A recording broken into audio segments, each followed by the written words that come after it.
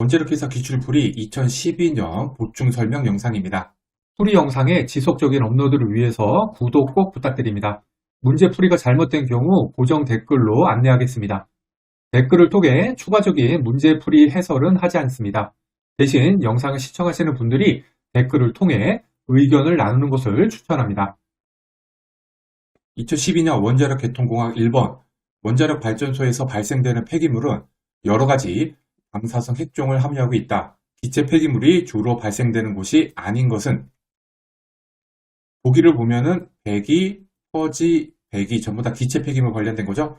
하지만 보기 2의 탈염기 재생 같은 경우에는 폐수지가 발생을 하기 때문에 고체 폐기물 발생에 해당이 됩니다.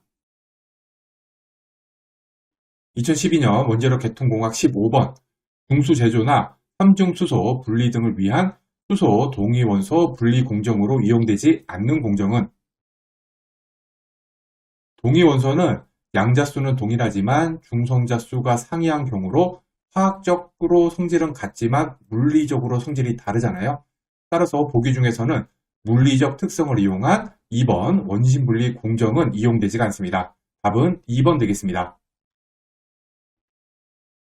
2012년 원자로 안전과 운전 2번 노심의 잉여 반응도를 준 이유로 맞는 것은 정상운전 시 핵연료 연소, 핵분열 생성물 생성, 온도 교환 효과 등으로 발생되는 부반응도로 인해 출력 결손이 발생합니다.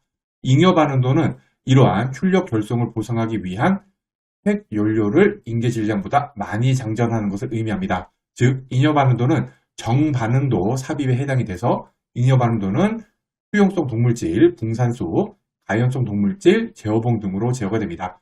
따라서 답은 보기 3, 출력 증발 동안 출력 결손에 의해 첨가되는 부반응도를 보상하기 위해 답은 3번 되겠습니다.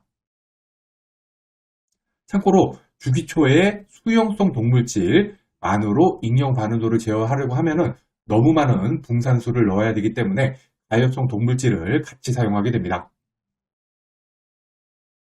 2012년 원자로 안전과 운전 5번 가연성 동물질을 원자로에 사용하는 이유로 맞는 것은 이거 문제가 조금 애매합니다. 문제에선 가연성 동물질이라고 되어 있긴 하지만 정확히는 화학적 동물질 붕산을 사용하는 이유로 물어봐야지 될 것 같습니다.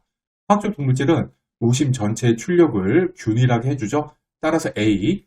균일한 출력 밀도 제공, D. 중성자속 분포를 균일화, A하고 D는 맞습니다. 잉여 반응도를 가능하게 해서 노심 초기에 더 많은 핵연료 장전이 가능하게 되죠. 따라서 C. 초기 노심에 고농축 연료를 제공, C도 맞습니다.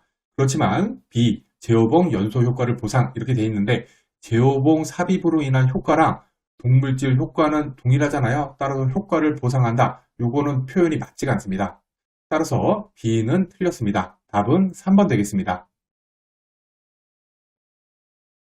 2012년 원자로 안전과 운전 18번 열출력 1000MW로 정상 운전 중이던 원자로의 출력이 900MW로 감소하면서 핵연료의 온도는 100도씨, 감속제 온도는 50도씨 감소하였다.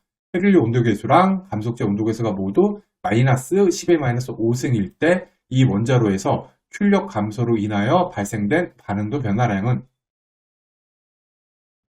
온도계수는 온도 변화에 따른 반응도 변화를 의미합니다. 핵연료 온도계수랑 감속제 온도계수는 둘 다 음핵가스를 갖습니다. 이 음핵가스를 갖는다는 게 무슨 의미냐면은 온도가 올라가면은 반응도가 감소한다는 뜻이 되겠죠. 즉, 핵연료와 감속제 자체의 특성으로 원자로가 안전하게 되는 효과가 있습니다.